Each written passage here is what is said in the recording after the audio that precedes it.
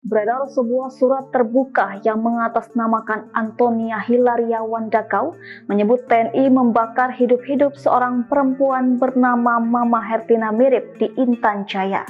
Markas Besar TNI membantah tudingan bahwa prajuritnya membakar hidup-hidup seorang perempuan lansia di Intan Jaya, Papua.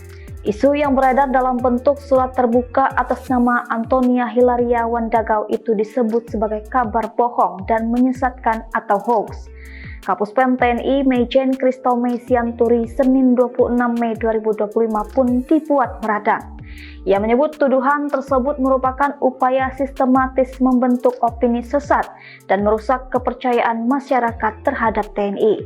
Menurut data Puspen TNI, korban bernama Mama Hertina Mirip ditemukan tewas pada 23 Mei 2025 di Kampung Dugu Siga, Distrik Sugapa. Perempuan yang disebut mengalami gangguan jiwa itu terakhir kali terlihat hidup pada 15 Mei usai mengungsi ke Kampung Mamba Bawah karena teror kelompok bersenjata.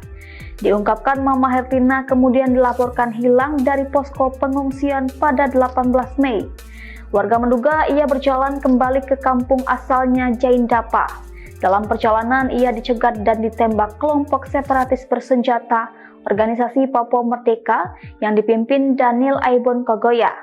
Kelompok itu menuduh Mama Hertina sebagai mata-mata TNI. TNI juga membantah keberadaan sosok yang mengaku sebagai anak Mama Hertina. Mabes TNI menyebut pasukannya bahkan telah ditarik dari Kampung Sugapa Lama sejak 15 Mei atas permintaan bupati dan tokoh masyarakat setempat. Jenazah Mama Hertina telah dimakamkan secara adat pada hari yang sama saat ditemukan.